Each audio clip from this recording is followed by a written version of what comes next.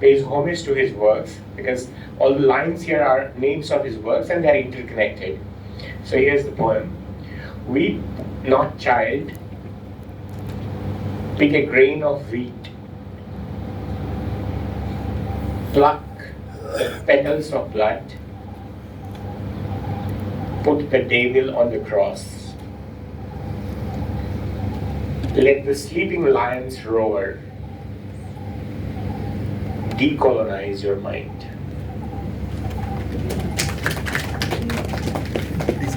Hi sir. Sir, I'm Rajiv Kumar. I'm practicing architect based in Delhi only. I have seen your exhibition because there is a lot of discussion about your poetry side of artistic skill, but you are very good in painting also. So it's my honor to meet you, sir. My question is more on a diplomatic side, maybe a little bit away from work. As ma'am has mentioned that there is a lot of colonization in Africa, be it Italian, French, German, or British, of course, and Portuguese also. India also shared a similar kind of this multicultural aspect, French, German, yes, French, German, Portuguese. And during the G20 time, when Honorable Prime Minister has taken an initiative of African Union to be part of a member of G20, and now that Africa-India Summit is coming very soon. Where do you see, sir, India and Africa relation? I know, this is a little bit different question than from the book side, but since when we talk about multiculturalities of aspect of Africa, if I consider Africa as a one nation, so what do you see that, how is the future between cultural aspect of India and Africa in, let's say, coming decade? Well, so we have many, we are actually connected as a child is connected to a mother, and it's Mother Africa, in all sense, because we all come from Africa. So that's the beginning. But in the later part of history, if you have, if I wanted to first draw your attention to art side, because you began with the art, paintings and art. So here there's a poem on Cubism. You must have heard about the art movement, Cubism, and Picasso is one of the key artists of Cubism, and which later gives birth to Suprematism.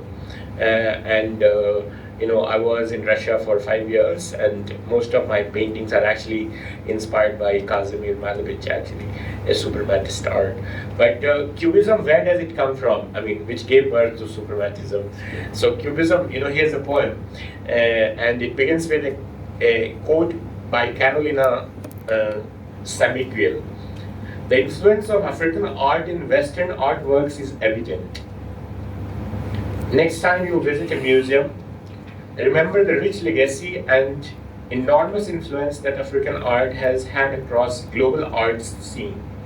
And if you happen to stand in awe in front of a Cubist artwork, remember that just in the way the invention of Cubism shocked the Western world, African art shocked its creators. The white mask from Ivory Coast mesmerized Matisse. Nkisi, the Congolese statue inhabiting spirits, greatly moved Picasso to paint La Demoiselle d'Avignon.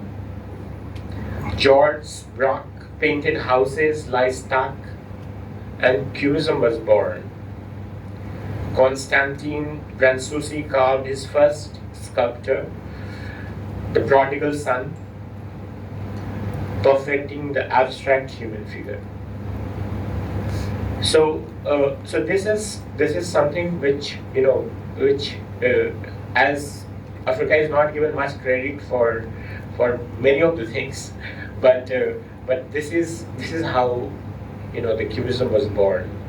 So that part of history which is not sung, is very important that we sing it, or so that's one part. But coming to India, Africa, if you have heard of Malik Ambar, about whom I talked in the introduction.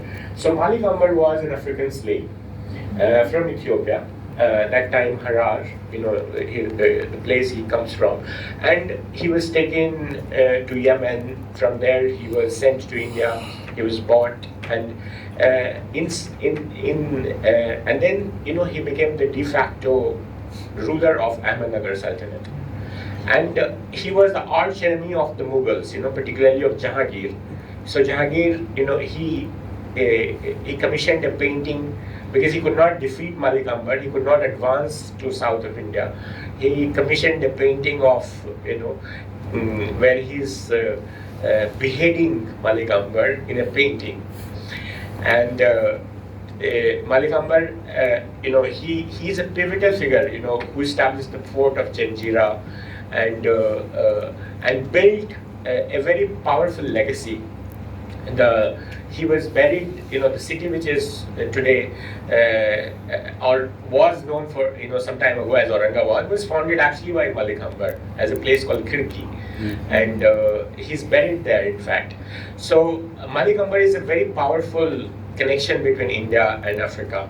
He symbolizes the historical connection, and also we have the African diaspora who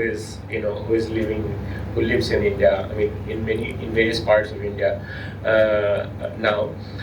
But we also have something called Harambee, the concept of Harambee, which finds itself engraved in the national coat of arms of Kenya. And Harambee, there's a poem here on Harambee. It comes from Harambee, so this is which drives Kenya. Harambee, according to Kenyan folklore, Harambee was born when some 30,000 Indian migrants arrived in Mombasa in 1890 to help build the Kenya-Uganda Railway at the behest of the British. As they worked alongside Kenyans, the Indians called on Hari, the divine presence, potency of God, and Ambe, the goddess of power, energy, and invincibility. The Kenyan workers often joined in, and soon this combined Indian chant of Hari and Ambe became a uniquely Kenyan rallying call for unification. And and here's the poem. I mean, Harambee, and there's a quote: Harambee did not just transform Kenya; it changed the world.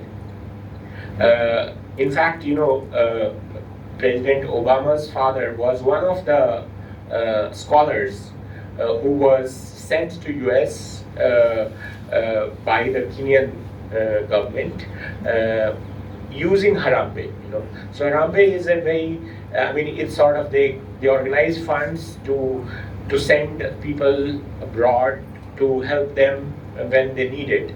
So an invocation, a rallying cry to unify communities and nations, adorning Kenya's coat of arms, a symbol of unity, mobilizing people in the face of adversity, pulling them together, lending a helping hand to those in need, even a kind word, without expecting anything in return, transforming Africa, transforming the world. Yeah, please go ahead.